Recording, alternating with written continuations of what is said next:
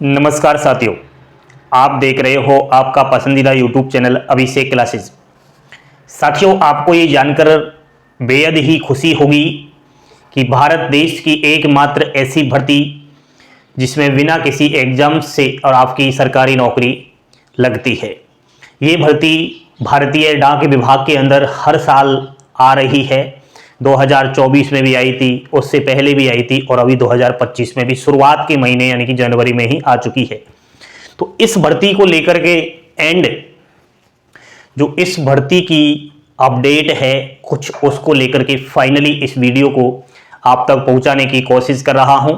आप सभी लाइक का बटन दबाएंगे और प्यारी प्यारी उंगलियों से चैनल को सब्सक्राइब जरूर कर लेंगे। साथियों, डाक विभाग द्वारा नई भर्ती एक निकाली गई है ग्रामीण डाक सेवक जीडीएस के पद पर। तो यहां पर वो 3-4 बड़ी अपडेट आपको बताऊंगा। उससे पहले आप नए अगर हो तो सुनिए। इंडियन पोस्ट ऑफिस भारतीय डाक विभाग में ग्रामीण डाक सेवक जीडीएस की भर्ती आ चुकी है। नंबर ऑफ टोटल पोस्ट के बारे में अगर बात करूं तो इसमें 50,000 प्लस वैकेंसीज आपको देखने को मिलेगी। यह भर्ती अलग अलग स्टेटों के अंदर आती है, राजस्थान, यूपी, बिहार, मध्य प्रदेश, महाराष्ट्र, 23 सर्किल्स के अंदर। तो इसका एक साथ नोटिफिकेशन जारी होता है। तो अप्लाई डेट की बात करूं तो 29 जनवरी 2025 है। तो कुछ ही दिन का टाइम है, जल्द नोटिफिकेशन आपके सामने होगा। क्वालिफिकेशन शैक्षणिक योग्यता ओनली 10th पास रहने वाली है। अगर आपने 10वीं पास कर लिया है, 10वीं की मार्कशीट आप लोगों के पास है, तो इस मौके को हाथ से नहीं गंवाना है। एज मिनिमम 18 वर्ष है, मैक्सिमम 40 वर्ष है। अनरिजर्व कैटेगरी, ईडब्ल्यूएस कैटेगरी के बच्चों की, ओबीसी की 18 से 43 वर्ष, एससी एसटी 18 से 45 वर्ष, फीमेल 18 से 45 वर्ष और विकलांग वाई बहन जो पीएच कैटेगरी है वो उनकी आयु 18 से 45 ईयर्स। यहां पर सिलेक्शन प्रोसेस की बात करें तो ऑनलाइन एप्लीकेशन निकलने वाला है 29 जनवरी को। आपको ऑनलाइन ही अपना एप्लीकेशन से डालना पड़ेगा। उसके ठीक कुछ दिनों बाद मेरिट लिस्ट जारी हो जाएगी और जो ये मेरिट लिस्ट जारी होगी ये 10th की परसेंटेज से आएगी। तो आप मुझे कमेंट बॉक्स के अंदर ये भी लिखकर भेज देना कि आपकी 10th में कितनी परसेंटेज है। उसके बाद कुछ नहीं, अगर आपका मेरिट लिस्ट में नाम आ जाए तो डॉक्यूमेंट वेरिफिकेशन हो जाएगा। इसमें डॉक्यूमेंट वेरिफिकेशन 2 बार होता है, फर्स्ट और सेकंड। उस समय कुछ डॉक्यूमेंट्स की आवश्यकता होती है, 10th की मार्कशीट, आपकी जाति का प्रमाण पत्र, मेडिकल सर्टिफिकेट, तो वो तो हम आपको बताते रहते हैं। उसके बाद डॉक्यूमेंट वेरिफिकेशन दोनों सक्सेसफुली हो जाने के बाद ट्रेनिंग लेटर आपको मिल जाएगा। 2-3 दिन की ट्रेनिंग चलती है और ठीक बाद आपको जॉइनिंग लेटर दे दिया जाएगा और आपकी एक सरकारी नौकरी लग जाएगी ग्रामीण डाक सेवक जीडीएस के पद पर। तो जब आपकी जीडीएस के पद पर नौकरी लग जाएगी तो उस समय जब जीडीएस के बारे में भी आपको जानकारी होना जरूरी है।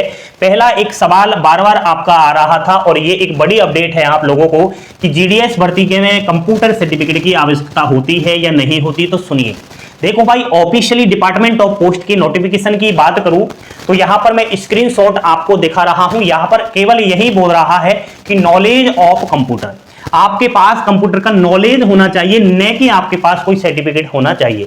तो नॉलेज तो आपके पास होगा ही। उसके अलावा एक अंडरटेकिंग फॉर्म आपको मैं दिखा रहा हूं, ये वाला, इसको ध्यान से देखिएगा। ये अंडरटेकिंग फॉर्म आपसे भरवाया जाता है, इसमें नाम पता जो भी है आपका वो डालता है। उसके बाद इस अंडरटेकिंग में आपको एक तरीके से एग्री करना पड़ता है, शपथ लेनी पड़ती है कि जी हां, मैं मोबाइल, हैंडलेंड डिवाइस, लैपटॉप चलाना जानता हूं। तो वही बात है कि आपसे वो पहले से ही लिखवा लेते हैं इस फॉर्म के अंदर कि आप लैपटॉप, मोबाइल, हैंडलेंड डिवाइस चलाना तो जानते हैं ना, क्योंकि आपको आजकल पता होगा हर चीज डिजिटलाइज हो गई है। जब आप ग्रामीण डाक सेवक का पद लोगे तो इसमें भी आपको डिवाइसों से काम करना पड़ेगा। तो मोबाइल वगैरह तो आजकल सभी जानते हैं, तो ज्यादा इसमें है नहीं इश्यू। तो ये चीज है। बाकी कंप्यूटर सर्टिफिकेट अगर नहीं है तो आप लोग बिल्कुल भी घबराए नहीं साथियों, ठीक है। और अगर एक और बात बताऊं तो मैं कुछ हद तक मैंने देखा है दोस्तों, एक मुझे ये भी बात रखनी चाहिए जब कंप्यूटर सर्टिफिकेट की बात चल रही है तो, कि मान लिया जाए आप राजस्थान के बच्चे हो और आप कहीं ना कहीं बिहार में जाकर के जीडीएस भर्ती का फॉर्म अप्लाई करते हो, क्योंकि आपको लगता है कि मेरी 95% है, राजस्थान से चयन नहीं होगा, और 95 है तो बिहार से हो जाएगा, इसलिए बच्चा दूसरे राज्य में जाकर फॉर्म अप्लाई करता है।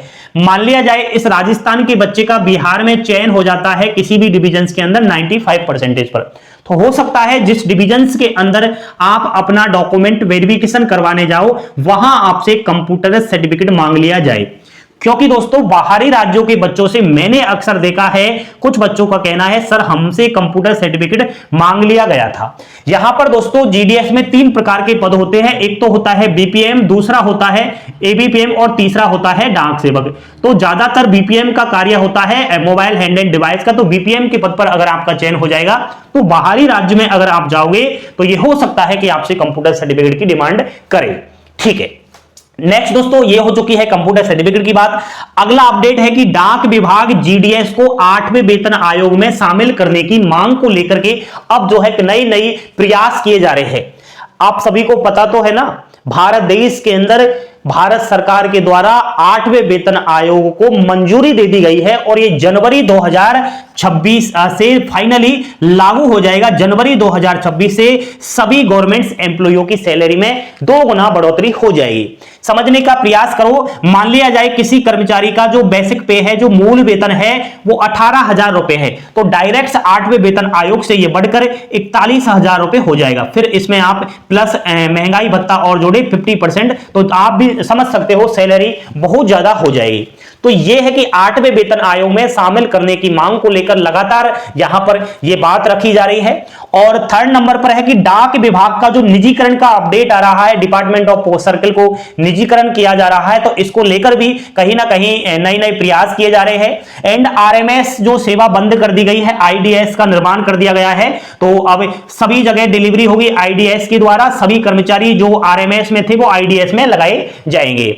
नेक्स्ट यहां पर जो एक नई बात सामने आई है कि मैकेनाइज्ड बीट सिस्टम लागू हो चुका है, यानी कि डाक विभाग का जो भी डिलीवरी स्टाफ है, जो डाक की इधर उधर चिट्ठियों ले जाते हैं, डाक के संबंधित सामान ले जाता है, तो उनको स्वयं का जो गाड़ी है वो ले जानी पड़ेगी और इसके लिए उनको 3.60 पैसे उसको प्रति 1 किलोमीटर पेट्रोल का खर्चा दिया जाए। इसे हम डाक बीट मैकेनाइज्ड डाक बीट सिस्टम कहते हैं। तो यहां पर यह मांग उठ रही है, लगातार यह कहा जा रहा है कि जो डाक डिलीवर स्टाफ है वो क्यों अपनी गाड़ी को ले जाएगा। ऐसा तो है नहीं कि मान लिया जाए सभी के पास गाड़ियां हैं, तो ये थोड़ा अच्छा नहीं। अगर इस तरीके से ही करना है तो सरकार के द्वारा ही वहां जिस ब्रांच ऑफिस एचओ एसओ के अंदर जीडीएस काम कर रहा है वहां पर बाइक या फिर कुछ साधन उपलब्ध करवाया जाना चाहिए। तो ये एक मांग है। थर्ड नंबर, यूनियन ने इन सब चीजों को लेकर पत्र लिख दिया है और family pension OPS old pension scheme के बारे में भी इन्होंने बोला है कि इसका जीडीएस को लाभ मिलना चाहिए। बाकी यहां पर एक और बात आपको बता देता हूं कि सिविल आपको पता होगा जीडीएस सिविल सेवा के दायरे में नहीं आ रहा है, तो सुप्रीम कोर्ट ने सिविल पोस्ट के हकदार के लिए जीडीएस को बोल दिया है कि भारतीय डाक विभाग का जो ग्रामीण डाक सेवक जीडीएस पद है वो सिविल पोस्ट के हकदार को है, लेकिन वर्किंग ओवर 8 घंटे नहीं होने के कारण उसको इस चीज का लाभ नहीं मिल रहा। एक और बात समझाऊं, जीडीएस की ड्यूटी का टाइम मात्र 4 से और 5 घंटे है।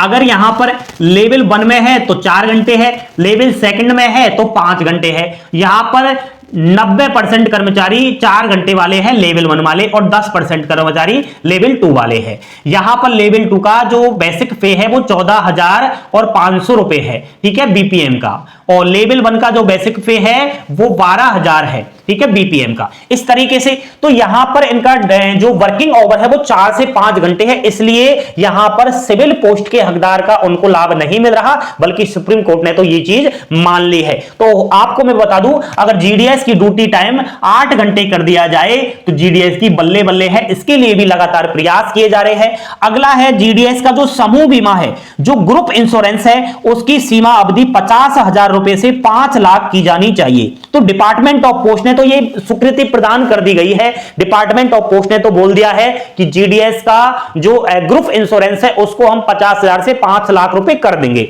लेकिन बात अटक गई है कहां पर? मिनिस्ट्री ऑफ फाइनेंस के पास जो फाइल है ये ग्रुप इंश्योरेंस की, वो मिनिस्ट्री ऑफ फाइनेंस में अटक चुकी है।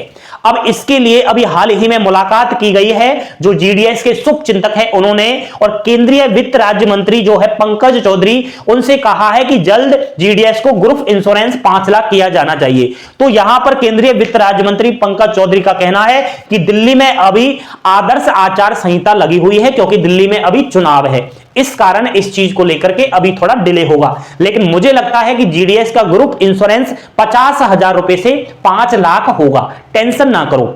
एंड एक और बात, आप बिल्कुल भी संशय पैदा ना करो अपने दिमाग में कि जीडीएस को 8वें वेतन आयोग का लाभ नहीं मिलेगा, बिल्कुल मिलेगा। अब से पहले भी तो नए वेतन आयोग आए हुए हैं। अभी कौन सा वेतन आयोग चल रहा है? 7वां वेतन आयोग चल रहा है। आप सभी को पता होना चाहिए, ये 2016 में आ गया था। उस समय जीडीएस को जब आया था शुरू में, तब जीडीएस को 7वें वेतन आयोग से सैलरी नहीं मिली, लेकिन एक कमेटी बनी, कमेटी ने लगातार मांगे रखी, लेटर लिखे कि जीडीएस को भी 7वें वेतन आयोग में लिया जाना चाहिए।